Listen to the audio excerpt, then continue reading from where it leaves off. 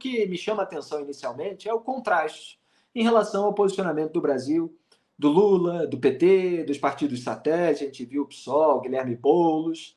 Aqui, por mais críticas que eventualmente nós tenhamos, e historicamente nós já manifestamos, ao governo Joe Biden, ao governo Netanyahu, a atos dele, a atos do outro, nesse momento, a maneira como eles colocam o caso, em termos gerais, a gente pode entrar eventualmente nos detalhes, é a maneira correta, é a maneira incisiva, é o repúdio absoluto àquela crueldade humana.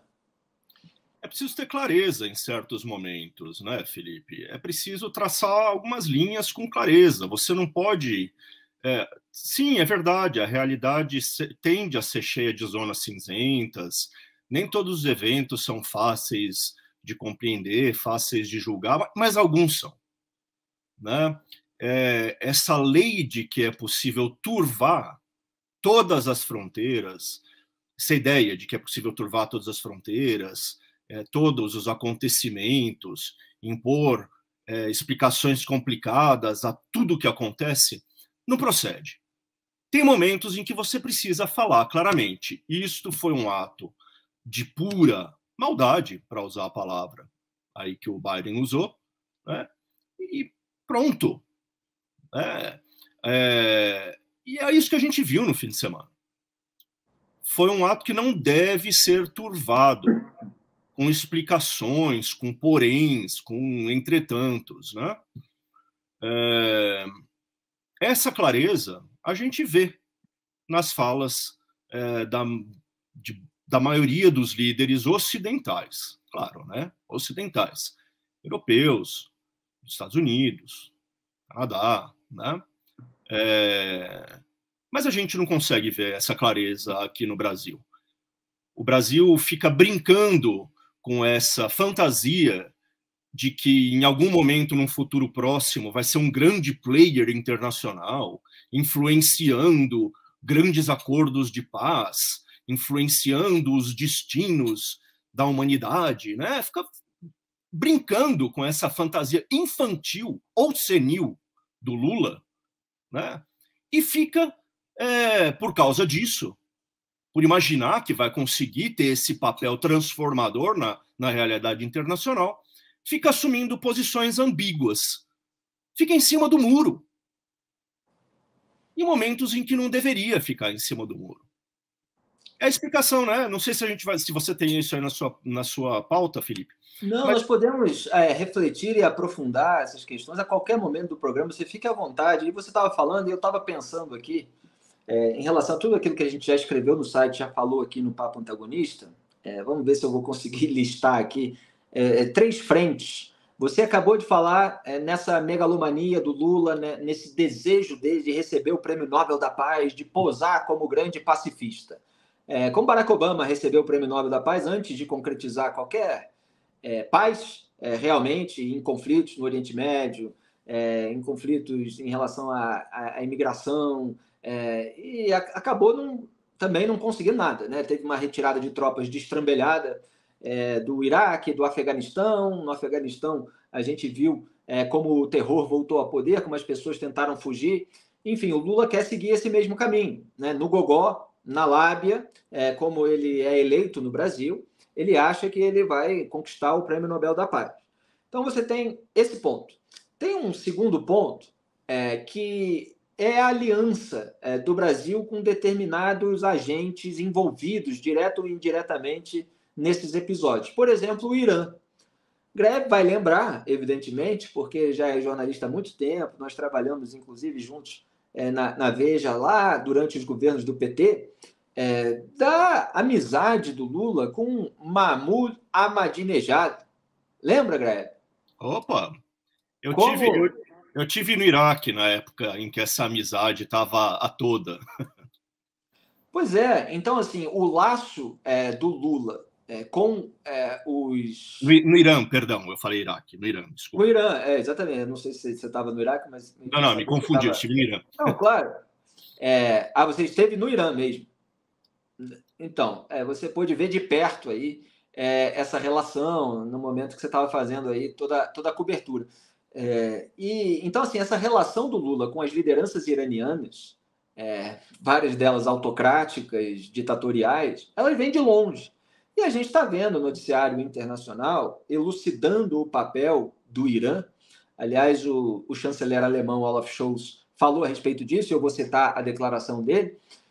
Tanto nesse episódio, né, o Wall Street Journal já noticiou o envolvimento do Irã no planejamento, a gente não tem como confirmar essa informação. Agora, que ele já vem há anos apoiando o terror, é considerado um Estado patrocinador do terror pelos próprios Estados Unidos, isso aí não resta a menor dúvida. Traiu lá o acordo nuclear que tinha sido feito pelo Barack Obama, depois foi retirado pelo Donald Trump. Duda Teixeira já escreveu a respeito disso na Cruzoé. Eu, na época que o Obama fechou esse acordo, critiquei também na minha antiga coluna. Então, assim, você tem uma relação antiga e o Irã parece interessado numa visão que é a visão antiga da esquerda brasileira, né? De se legitimar esse tipo de ato, de se culpar a vítima, de se cobrar, voltar todas as cobranças para Israel. Então tem uma questão de interesse político dessa diplomacia brasileira já viciada desde a sua raiz. E tem um terceiro ponto que eu tenho mencionado aqui no programa, que é a visão de muita gente, contaminada, inclusive, por essa propaganda de quem tem interesses escusos, é uma visão de você enxergar o mundo pela lente ideológica, sempre sob o critério do embate entre opressores e oprimidos. É a luta de classes, é a desigualdade de forças. E muitas dessas pessoas que estão aí se manifestando nas redes sociais e revelando, né, uma certa perversidade, mais ou menos consciente, elas enxergam no Hamas a representatividade do povo palestino, que a gente sabe que é falso, como dizer que, assim, mal comparando, porque é outra grandeza, é outra dimensão, mas para ter um exemplo mais próximo, é como dizer que os traficantes de uma favela representam todos os moradores honestos e decentes. E a gente sabe que não é assim, nem com a milícia, nem com o tráfico de drogas. Então, eles têm essa visão de que o Hamas representa os pobres oprimidos da Palestina contra um Estado rico, ocidental, opressor. E como a mente é viciada a enxergar o mundo dessa maneira, em favor dos oprimidos contra os opressores, se ela vê aquelas pessoas que elas julgam serem, né, os oprimidos, fazendo qualquer maldade, crueldade contra aqueles que eles veem como opressores, eles consideram uma reação legítima, que foi expressamente a primeira manifestação do MST, por exemplo, assim como de vários outros esquerdistas aí que se manifestam nas redes sociais, e muita gente que nem sabe que esquerdista que ainda está tirando a fralda, nem tirou a fralda do cérebro ainda, né? Uma gente jovem que de repente vê um meme e está compartilhando e legitimando moralmente o terror. Eu vejo isso no Instagram, você está circulando ali entre as pessoas e elas estão compartilhando meme. O sujeito segurando um cartazinho, né, que as pessoas escrevem em cima num computador, sabe, Greg? Vocês vêm aqui, tiram as nossas terras, não sei o quê, e agora nós aqui somos terroristas, etc. Quer dizer, uma confusão mental de gente que não entende nada do que está acontecendo. Então tem essas três frentes que geram todo um caldeirão de ódio. Um caldo meio apodrecido, né? Então, começando por essa última parte aí, Felipe, o que eu vejo é que, assim, nos últimos tempos entrou na moda abordar a relação entre israelenses e palestinos sob a ótica das teorias sobre colonialismo, né? Então, que os palestinos em Gaza, na Cisjordânia, seriam submetidos a uma intervenção colonialista de Israel, e seria e por isso que se fala muito também em apartheid, né? Seria uma relação como aquela que enfim, os europeus tinham com os negros, os africanos, lá na África do Sul. Graeb, só para pontuar, essa mesma linha do opressor contra o oprimido. Isso. Do É uma colonizador contra o variação. colonizado, Isso. o apartheid, tudo dentro dessa ótica. É o mesmo universo de teorias, mas é que, A mesma enfim, clave. a que está mais sendo, pelo que eu consegui observar, né? Pode ser que eu esteja errado também, mas Não. parece que se encaminharam mais para essa teoria agora do colonialismo, sabe? Estão citando muito o Frantz Fanon, né? Aquele teórico anticolonialista que era da Martinica, se eu não me engano, falando que a única violência, a única que o colonialismo só pode ser combatido com uma violência maior do que aquela que ele pratica, que é a única maneira de você lidar com o colonialismo. Então tem toda uma elaboração intelectual em torno desses desse imbróglio da Palestina, né? Que de fato colonizou a mente de muita gente. Eu começo por uma observação básica, né? Os europeus que estavam lá que foram lá colonizar a África do Sul, ou todos os outros países africanos, iam lá e tinham um país-mãe para onde voltar. Os israelenses não querem voltar para nenhuma nação-mãe. Eles querem ficar lá. Eles querem ter um país deles. Então, é uma relação absolutamente diferente daquela que os europeus tinham quando iam pilhar os países que colonizavam. Os israelenses não estão lá para pegar riquezas e ir embora para outro lugar. Eles estão lá porque eles querem uma casa também. Isso já deveria ser levado em conta, né? É que o Lula quer resolver o terrorismo voltado contra um país que os terroristas desejam varrer do mapa, como ele resolve impasses com o Centrão. Sentando ali, tomando uma cervejinha e perguntando: o que você quer? O que você quer? Eu te dou isso, você me dá aquilo, né? Eu te dou cargo, eu te libero a emenda, você me dá voto. Quais são os cargos que você quer? Quer ministério também? Olha, ministério é um pouco mais complicado, mas se você insistir e tal, posso até tirar mulher de ministério, mulher que tem envolvimento com o tema, né, da pasta, que eu boto você lá, então, tá, então me dá os votos e tal, você garante quantos? Né?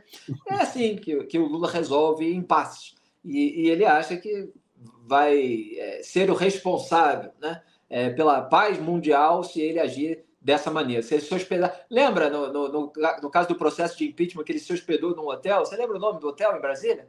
Não lembro. Para ficar negociando ali, troca de cargos, acabou não conseguindo, né? Havia outros articuladores. Eu não me lembro do nome do hotel, mas tinha uma coisa engraçada com esse nome de hotel.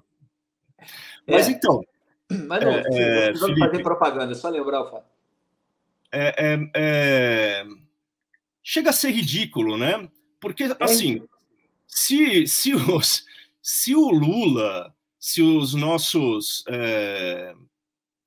diplomatas, entre aspas, do PT ali, não tivessem um histórico de boca solta, falando um monte de barbaridades, se fossem pessoas que realmente levam a sério a regra da diplomacia, que você sempre se expressa de maneira cuidadosa e tudo mais, podia até ser que desse algum resultado essa intenção de se posicionar como negociador. Acontece que eles falam tanta barbaridade que eles nunca... não tem chance deles se porem nessa posição. O Zelensky, por exemplo, até sentou lá com Lula, falou: a gente até que aparou as nossas arestas, tal, nos entendemos um pouco melhor. Generoso e elegante. Mas você acha que o Zelensky algum dia vai chamar o Lula para mediar qualquer coisa que seja com o Putin?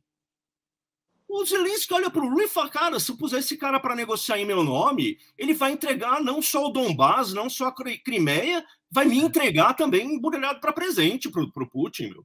É isso aí. Lúcia Kolnag e Melita Bares e Kelly, sempre presentes aqui no chat. A Kelly e a Lúcia pedindo like aqui para o Papo Antagonista. Quer dizer, lembrando a vocês de darem o like, ajuda a gente a repercutir o vídeo. Muito obrigado. A Melita falando: parece surreal ter pessoas defendendo um grupo terrorista capaz de tamanha barbárie.